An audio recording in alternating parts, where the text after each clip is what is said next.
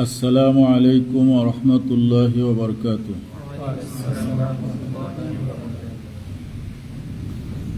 বিসমিল্লাহির রহমানির রহিম। বাবু সালাতিল খাউফি রিজালান ওয়া রুকবানান।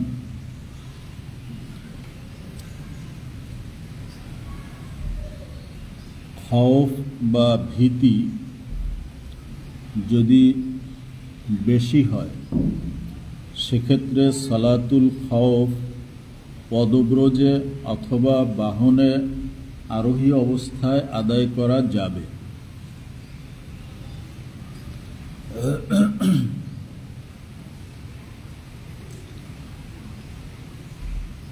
তবে পদব্রজে অথবা বাহনে যদি কেউ সালাতুল খাউফ আদায় করে সেক্ষেত্রে জামাতের সাথে নামাজ পড়বে না, প্রত্যেকে মুনফারেদান একাকী নামাজ পড়বে। ইমাম বুখারী রহমতুল্লাহি আলাইহি বলেছেন, বাবু সালাতিল খাউফে রিজালান। এখানে রিজালান শব্দটা এটা রজুলের বহুবচন রিজাল না, বরং এটা হলো রাজেল এর বহুবচন রিজাল। রাজেল মানে হলো কায়েম, দণ্ডায়মান, আর রুকবানান মানে হলো সাওয়ারি অবস্থা।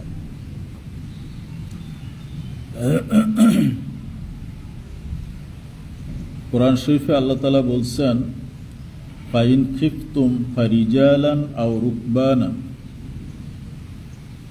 তোমাদেরকে যদি ভীতি প্রদর্শন করা হয় তাহলে তোমরা নামাজ আদায় করবে রিজালান আও রুকবানান, পদব্রজে অর্থাৎ পায়ের উপরে দাঁড়ানো অবস্থায়, কাইমুন বিররিজল, অথবা বাহনে সাওয়ার অবস্থায়। এখানে ইমাম আবু হানিফা রহমতুল্লাহি আলাইহি তিনি আরও একটি শর্ত বর্ধিত করছেন যে পদব্রজে যিনি চলেন অথবা আরোহী, তিনি যদি নামাজ পড়তে চান, এক শর্ত হলো যে জামাত করবেন না, একাকী পড়বেন। দ্বিতীয় শর্ত হলো যে তিনি চলবেন না, অর্থাৎ বাহন চলবে না বা ব্যক্তিও হাঁটাহাঁটি করবে না, বরং ওয়াকিফান এক জায়গায় দাঁড়িয়ে নামাজ পড়বে।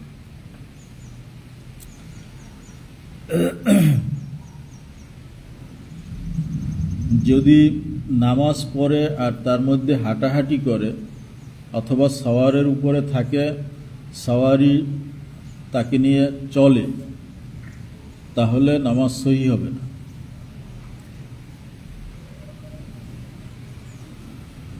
তবে ভীতির দুইটা অবস্থা বলা হয়েছে। একটা অবস্থা হলো যে তুমি তালেব অথবা মাতলুব, দুই অবস্থা। তালেব বলা হয় যে শত্রু সামনে, পিছন থেকে তুমি শত্রুকে ধাওয়া করতেছ, তাহলে তুমি হলো তালেব। আর মাতলুব এর অর্থ হলো যে শত্রু পিছনে, তুমি সামনে আসো, শত্রু তোমাকে খুঁজতেছে, তুমি মাতলুব। তো ইমাম আবু হানিফা রহমতুল্লাহ আলাইহি বলেছেন যে হাঁটা অবস্থায় অথবা বাহন চলা অবস্থায় শুধু তখন নামাজ পড়া যাবে যদি মাতলুব হয়, শত্রু পিছনে থাকে এবং ব্যক্তি সামনে থাকে। তো সে যদি দাঁড়িয়ে নামাজ পড়ে তাহলে শত্রু তাকে পেয়ে যাবে, তাকে আক্রমণ করবে। এক্ষেত্রে সে চলা অবস্থায় নামাজ পড়তে পারবে। তবে এইরকম পরিস্থিতিতে তিনি যদি নামাজ ওই মুহূর্তে না পড়ে পরবর্তীতে কাজা করেন, সেই সুযোগ তার আছে। এবং ইমাম আবু হানিফা রহমতুল্লাহ আলাইহি এটাই বলছেন যে সালাতুল খাউফের যে পদ্ধতিগুলো আছে এগুলোর কোনোটা যদি করা সম্ভব না হয় সেক্ষেত্রে তিনি পরবর্তীতে কাজা আদায় করে নেবে। যেমন রসুল পাক সাল্লাল্লাহু আলাইহি ওয়াসাল্লাম এবং সাহাবায়ে কেরাম তারা আহজাবের যুদ্ধের সময় নামাজ কাজা করেছিলেন, পরবর্তীতে আদায় করেছিলেন, কিন্তু যুদ্ধের ময়দানে শুধু তাকবীরে তাহরিমা বা হাঁটা অবস্থায় তারা নামাজ আদায় করেননি। দেখো, বাবু সালাতিল খাউফি রিজালান ওয়া রুকবানান রাজিলুন কাইমুন, অর্থাৎ রিজালান শব্দটা রাজিলের বহুবচন, রাজিল অর্থ কায়েম, এটা রজুলের বহুবচন না। এটা বোঝানোর জন্য এই কথাটা বলছেন।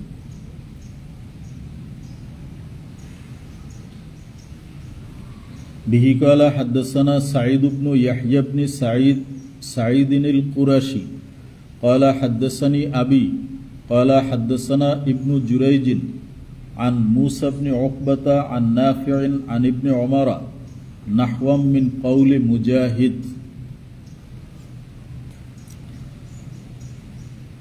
ইযা ইখতালাতু কিয়ামান ওয়া যাদা ইবনু উমার আনিন নবী সাল্লাল্লাহু আলাইহি ওয়াসাল্লাম ওয়া ইন কানু আকসারা মিন যালিকা ফালিউসাল্লু কিয়ামান ওয়া রুকবানান। এই হাদিসের ভিতরে খুব সংক্ষেপে হাদিস উল্লেখ করা হয়েছে। এই হাদিসের ভিতরে যেমনিভাবে ইজমাল হয়েছে তেমনিভাবে তাসহিফ হয়েছে। ইজমাল মানে হলো সংক্ষেপ, আর তাসহিফ মানে হলো শব্দের পরিবর্তন। তো এই দুইটা এই হাদিসের ভিতরে হয়েছে, ইজমালও হয়েছে, তাসহিফও হয়েছে। যে কারণে এখানে যেরকম ইবারাত আছে সেটা তর্জমা করলে মাজমুন বা মূল বিষয়টা বোঝা কষ্টকর হয়ে যায়। দেখো, আমরা এখানে যেভাবে আছে সেভাবে আগে তর্জমা বুঝি। আন নাফে আন ইবনে উমার, হাদিস বর্ণিত হয়েছে নাফে থেকে, তিনি বর্ণনা করেছেন ইবনে ওমর থেকে। নাহওয়াম মিন কওলি মুজাহিদ, মুজাহিদের কওলের মতন। কি সেই কওল? ইযা ইখতালাতু,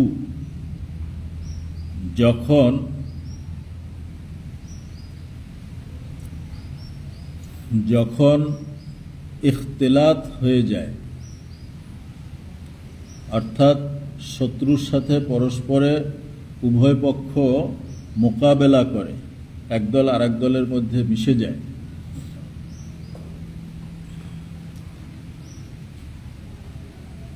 কিয়ামান, তখন দণ্ডায়মান অবস্থায়।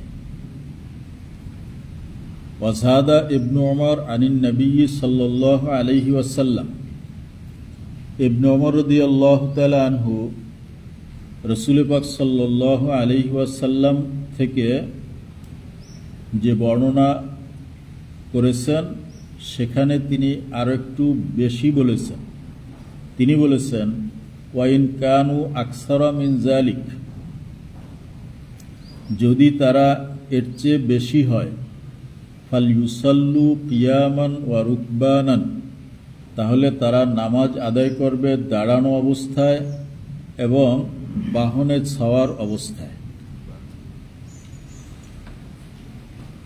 তো মুজাহিদের যে কওল এখানে নকল করা হয়েছে এটা অসম্পূর্ণ, এর ভিতরে ইজমালও হয়েছে, তাসহিফ হয়েছে। আর ইবনে ওমর রাদিয়াল্লাহু তাআলা আনহু যে বর্ধিত রওয়ায়াত করেছেন যে লোক যদি এর চেয়ে বেশি হয় তাহলে দাঁড়িয়ে বা সাওয়ারি অবস্থায় নামাজ পড়বে, এখানেও তাসহিফ হয়েছে। এখন আসো, প্রথমে যে বলছে আন ইবনে উমর নাহওয়াম মিন কওলি মুজাহিদ, ইবনে ওমরের থেকে রিওয়ায়াত এসেছে মুজাহিদের কওলের মতন। এটা কেমন যেন উল্টা হয়ে গেল না? মুজাহিদ হলেন ছাত্র, ইবনে ওমর হলেন উস্তাদ। তাহলে বলতে হবে যে ছাত্রের কথাটা উস্তাদের কথার মতো হয়েছে, না উস্তাদের কথাটা ছাত্রের মতো হয়েছে? ছাত্রের কথাটা উস্তাদের কথার মতো। এই জন্য কোনো হাদিস যখন বলা হয় তখন এটা বলা যাবে না যে কোনো ইমামের একটা বক্তব্য আছে আর হাদিসও আছে, দুইটা মুয়াফিক হয়ে গেছে। তখন এভাবে বলা উচিত না যে হাদিস ইমাম আবু হানিফার কওল মোতাবেক আসছে, বরং বলতে হবে কি ইমাম আবু হানিফার কওল হাদিসের মোতাবেক হয়েছে। অতএব এখানে বলা উচিত যে মুজাহিদের কওল ইবনে ওমরের কওলের মতন হয়েছে, কিন্তু বলছে কি, বলছে নাহওয়াম মিন কওলে মুজাহিদ। ইবনে ওমর থেকে যে রিওয়ায়াতটা আসছে সেটা হয়েছে মুজাহিদের কওলের মতন, বরং মুজাহিদের কওলটা হয়েছে ইবনে ওমরের মতন, এভাবে বলা উচিত ছিল। গেল এক সমস্যা।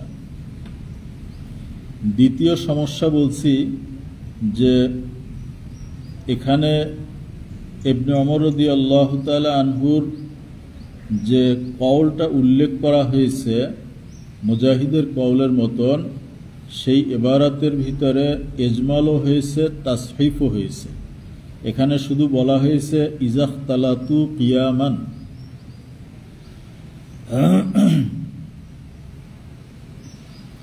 হাফেজ ইবনে হাজার আসকালানি রহমতুল্লাহ আলাই তিনি তাবারির হাওয়ালা দিয়ে হাদিস উল্লেখ করেছেন ইয়াহইয়া ইবনে সাঈদের সনদে, আন ইবনে ওমর قال ইজাখতালাতু, যখন তারা পরস্পরে মিলে যায়, ইয়ানি ফিল কিতালে, অর্থাৎ যুদ্ধের মধ্যে, ফাইন্নামা হুয়া যিকরু ওয়া ইশারাতুর রুউস, তখন নামাজ হবে শুধু জিকির এবং মাথার ইশারা। ক্বালা ইবনে ওমর ক্বালা নবী সাল্লাল্লাহু আলাইহি ওয়াসাল্লাম, ইবনে ওমর বলেন রাসূল পাক সাল্লাল্লাহু আলাইহি ওয়াসাল্লাম বলেছেন, ফাইন কানু আকসারা মিন যালিকা ইউসাল্লুনা কিয়ামান ওয়া রুকবানান।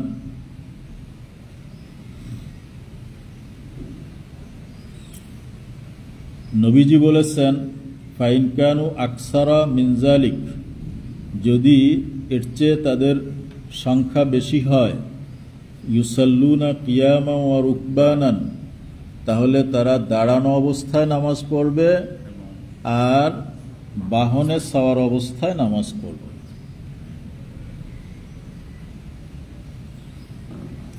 তো দেখো এখানে এই হলো পুরা ইবারাত। সেখান থেকে কি বলছে, ইজাখতালাতু কিয়ামান, ইজাখতালাতু কিয়ামান, এতটুকু বলছে, কিন্তু পুরো হাদিসটা হলো এরকম। আর ইজাখতালাতু ফাইন্নামা হুয়া যিকরু ওয়া ইশারাতুর রুউস, ফাইন কানু আকসারা মিন যালিকা ইউসাল্লুনা কিয়ামান ওয়া রুকবানান। তাহলে কত কথা বাদ দিয়ে বলছে, এটাকে বলা হয় ইজমাল। ইজমালের কারণে এটা মুখিল বিল ফাহাম, এটা বুঝতে অসুবিধা হচ্ছে।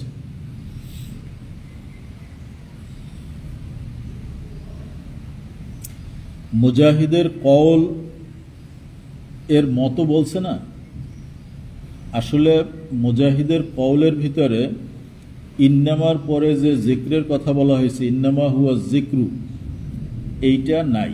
সেখানে শুধুমাত্র ওয়া ইশারাতুর রুউস এইটা আছে। যে কারণে এখানে নাহওয়ান শব্দটা ইজাফা করা হয়েছে যে ইবনে ওমর রাদিয়াল্লাহু তাআলা আনহুর কওল আর মুজাহিদের কওল হুবহু একরকম না। মুজাহিদের কওলের ভিতরে জিকিরের কথা নেই, কিন্তু ইবনে ওমরের riwayতের ভিতরে জিকিরের কথা আসছে।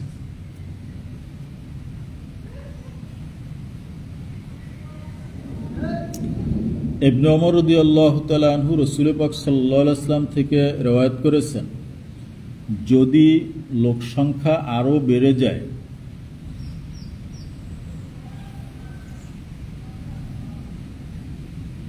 তাহলে দাঁড়িয়ে নামাজ পড়বে।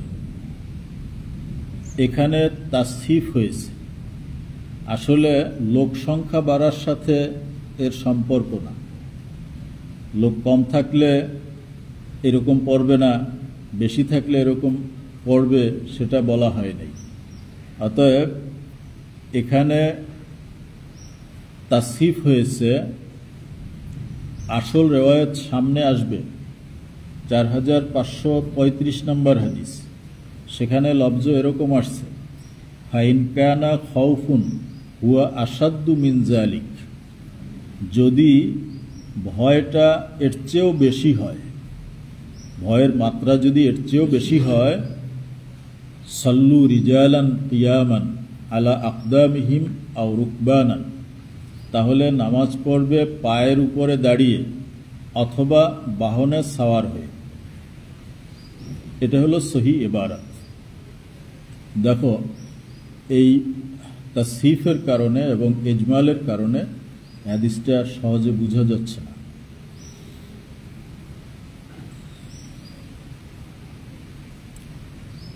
বাবের মোট কথা হলো যে যুদ্ধ যদি প্রচণ্ড আকার ধারণ করে, সেক্ষেত্রে শুধু তাকবীরে তাহরিমা এবং ইশারা বির রাস এটাই যথেষ্ট হবে। যুদ্ধ যদি সিদ্দাত হয় যে সকলে একত্রিত হয়ে নামাজ পড়া সম্ভব না, তাহলে যে যেখানে আছে সেখানে বসে নামাজ পড়বে মুনফারিদান, দাঁড়ানো অবস্থায় হোক বা বাহনে সাওয়ার অবস্থায় হোক। ইমাম বুখারী রাহমাতুল্লাহি আলাইহি এখানে তিনি যে বলছেন ওয়াজহাদা ইবনে ওমর আনিন নবী সাল্লাল্লাহু আলাইহি ওয়াসাল্লাম, এর দ্বারা তিনি বুঝাইতে চাচ্ছেন যে এটা ইবনে ওমর রাদিয়াল্লাহু তাআলা আনহুর কোনো ব্যক্তিগত ফয়সালা ছিল না, বরং এটা রাসূল পাক সাল্লাল্লাহু আলাইহি ওয়াসাল্লামের হাদিস মোতাবেক ছিল। এখানে মারফু মুসনাদ হাদিস রয়েছে, এজন্য সেই হাদিসটিকে এখানে উল্লেখ করা হয়েছে।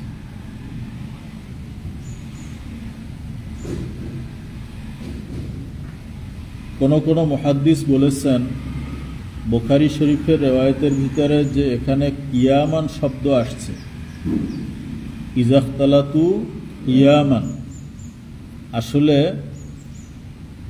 এই শব্দটা এখানে তাসহিফ হয়েছে।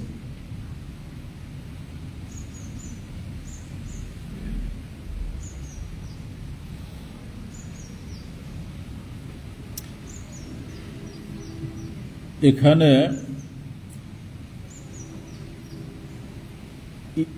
শব্দটা ছিল ইন্নামা, কি ছিল?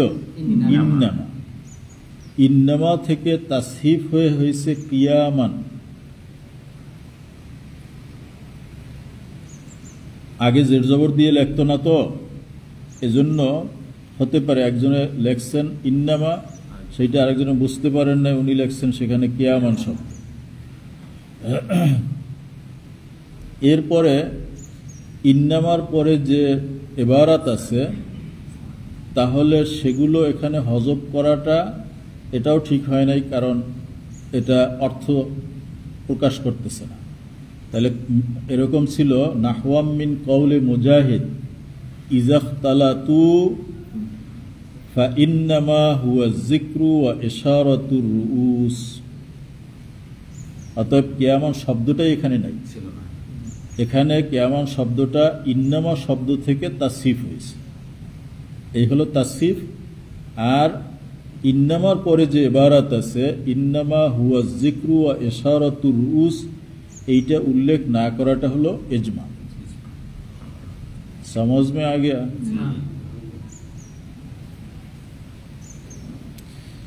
बाबुन यहरुसु बादुहुम बादन फी सलातिल खौफ।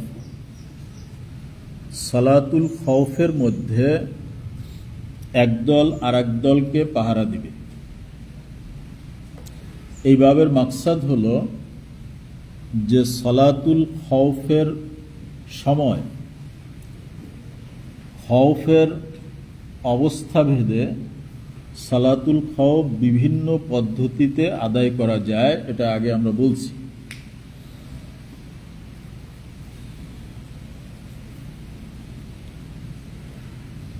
হাদিসের ভিতরে বিভিন্ন পদ্ধতি এসেছে,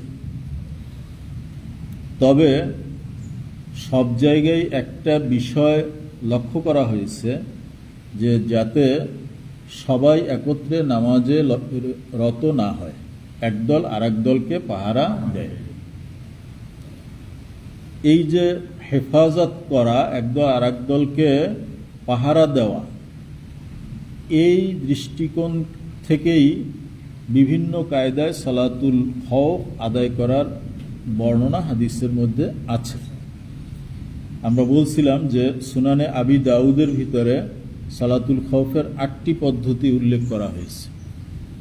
ইবনে হিব্বান তার সহিহ কিতাবের মধ্যে 9টি তরিকা বর্ণনা করেছেন, আর ইবনে হাজাম জাহিরি তার মুহাল্লা কিতাবের মধ্যে 14টি পদ্ধতি বর্ণনা করেছেন। আর আবুল ফজল ইরাকি তিনি স্বতন্ত্র একটি কিতাবই লিখেছেন এই বিষয়ের উপরে, সেখানে তিনি 17টি পদ্ধতি বর্ণনা করেছেন।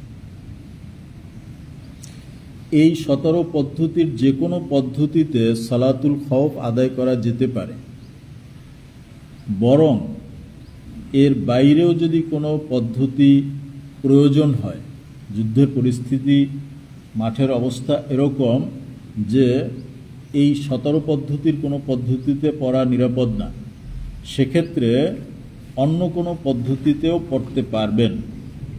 তবে মূল নোক্তায় নজর ঠিক রাখতে হবে, সেটা হলো যে একদল আর এক দলকে যেন পাহারা দেয়। দেখো,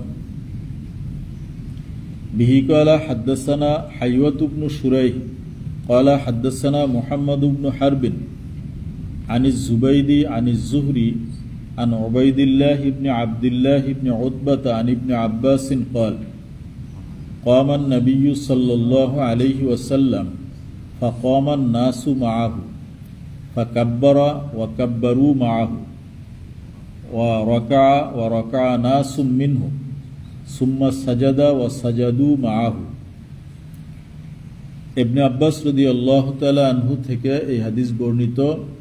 এখানে আরেকটি সালাতুল খৌফের পদ্ধতি বর্ণনা করা হচ্ছে যে কামান নবিয়্যু সাল্লাল্লাহু আলাইহি ওয়াসাল্লাম, রাসূল পাক সাল্লাল্লাহু আলাইহি ওয়াসাল্লাম দণ্ডায়মান হলেন, তিনি তো ইমাম।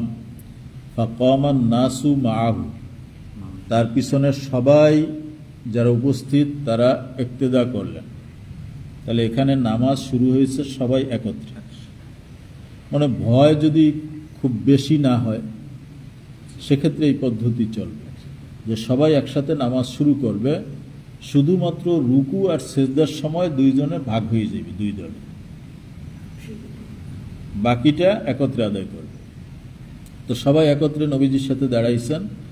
ফাকাব্বারা ওয়া কাব্বারু মাআহু, নবীজি তাকবীরে তাহরিমা দিলেন, সাহাবায়ে কেরাম তারাও সবাই তাকবীরে তাহরিমা দ্বারা নামাজ শুরু করলেন। ওয়া রাকা নাসুম মিনহু, এরপরে নবীজি কিরাত শেষ করে যখন রুকুতে গেলেন, সবাই রুকুতে যান নাই। রাকা নাসুম মিনহু, উপস্থিতদের মধ্যে থেকে একদল তারা রুকুতে গেলেন। সুম্মা সাজাদা ওয়া সাজাদু মাহু, এরপরে নবীজি সিজদায় গেলেন, ওয়া সাজাদু মাহু, এবং যারা নবীজির সাথে রুকু করছিলেন তারা নবীজির সাথে সিজদাও করলেন। সুম্মা কমা লিসানিয়াতে, এরপরে দ্বিতীয় রাকাতের জন্য নবীজি দাঁড়াইলেন। ফাকামাল্লাযিনা সাজাদু, তখন যারা নবীজির সাথে সিজদা করেছিলেন তারা দাঁড়াইলেন। ওয়া হারাসু ইখওয়ানাহুম, এবং তারা তাদের ভাইদেরকে পাহারা দিলেন। একদল দাঁড়াইছিল, তারা রুকু সিজদা করে নাই। ওয়া আতাতি তাইফাতুল উখরা, এরপরে এই দ্বিতীয় দল আসলো বলতে তারা ওখানেই ছিল, মানে তারা হ্যাঁ ফারাকাউ ওয়া সাজাদু মাহু, এরপরে তারা রুকু করলেন এবং সেজদা করলেন নবীজির সাথে, অর্থাৎ নবীজি তাদেরকে নিয়ে আবার রুকু করলেন, আবার সেজদা করলেন। ওয়ান নাসু কুল্লুহুম ফি সালাতি, সব মানুষ একই নামাজের মধ্যে আছে। তবে নবীজি অর্ধেককে নিয়ে রুকু সেজদা করলেন, এরপরে দাঁড়াইয়া তারাও দাঁড়াই গেল, বাকি যারা অর্ধেক ছিল তাদেরকে নিয়ে আবার রুকু সেজদা করলেন। এরপরে রুকু সেজদা করে যখন দাঁড়াইলেন, এরপরে দ্বিতীয় রাকাত শুরু করলেন। তো বলছে ওয়ান নাসু কুল্লুহুম ফি সালাতি, আগের যে পদ্ধতি বলছে এরকম না যে একদল দাঁড়ানো থাকবে একদল নামাজে থাকবে, এখানে সবাই নামাজের মধ্যে আছে। ওয়ালাকিন ইয়াহরুসু বা'দুহুম বা'দা, তবে একদল আর এক দলকে পাহারা দিচ্ছে।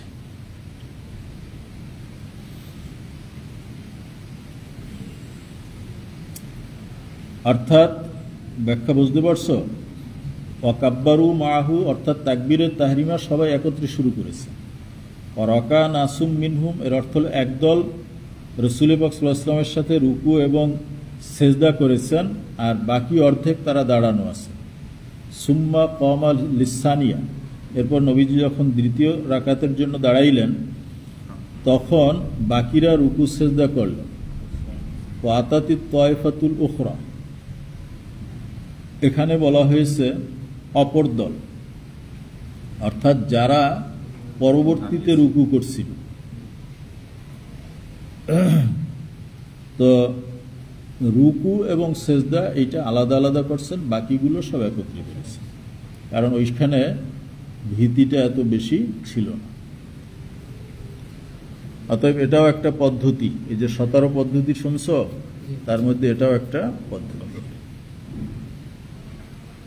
এই দুইটা বাব আমরা পড়লাম। আসসালামু আলাইকুম ওয়া রাহমাতুল্লাহ।